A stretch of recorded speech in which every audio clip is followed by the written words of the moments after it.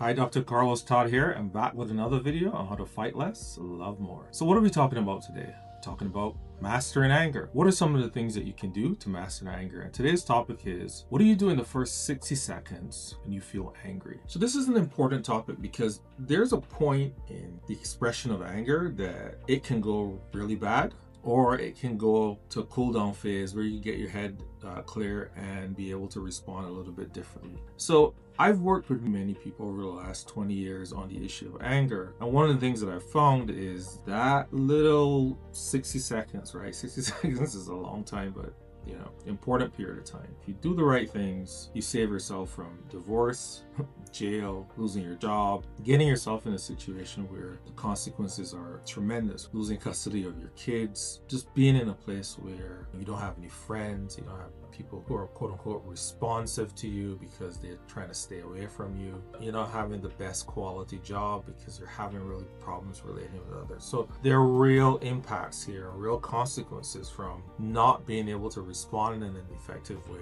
when it comes to feeling anger. So what we know is that there's like a spike that happens in the beginning of that anger episode, and if you can make a shift in that short period of time, you're going to be better off, right? The goal here is not to fix the issue in that moment. I want you to consider something, right? What is the difference between you've said that bad thing to your partner or to your boss or to a co-worker or to the guy in the other vehicle that you cut off or they cut you off? What is the difference between that moment and an hour later or 2 hours later when you start reflecting on what happened and why did I respond that way, right? I should have done this, I should have done that, I should have done that. The difference is really body chemistry, and I think it's really important to understand that the body keeps score. And if we can learn ways to kind of understand how the body impacts our responses, we can step outside of ourselves for a moment and decide, you know what, I am not going to say anything in this situation, I'm going to pull back. So it becomes important, I think, to pause your response and do a body check. So I tell people, look, understand that you're in that moment and you're feeling that feeling.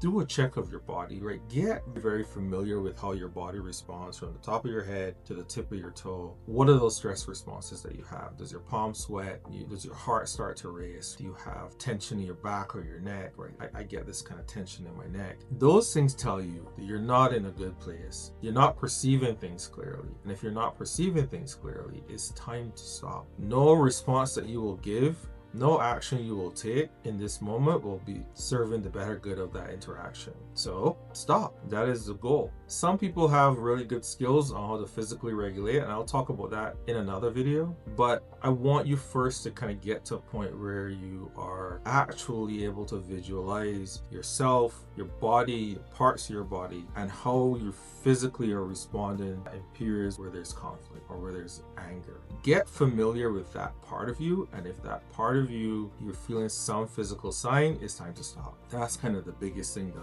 I want you to kind of get in this moment. You want to pause. You don't want to react immediately. You don't want to say the first thing that comes to your head, because remember, you now have adrenaline and cortisol and some other stress hormone pumping through your system that's affecting the way how you perceive things. And so you don't want to say the thing that you're wanting to say, because if you say that thing, it has long-term effects. So you want to be able to pull back. That's your first responsibility, is to de-escalate. Not because you're right or not because you're wrong, but because what you're thinking is heavily influenced by the change in your body chemistry. So that's the thing that I want you to keep in mind. And so being able to pull back and physically regulate, right, to deep breathe, to kind of get to a place where you are able to come down and respond to the physical indicators in a way that you can bring your situation to a better outcome. And you want to calm yourself down and then come back to the situation. Actually, in relationship science, we talk about the fact that with some of these chemicals, they peak at 20 minutes and then they come down,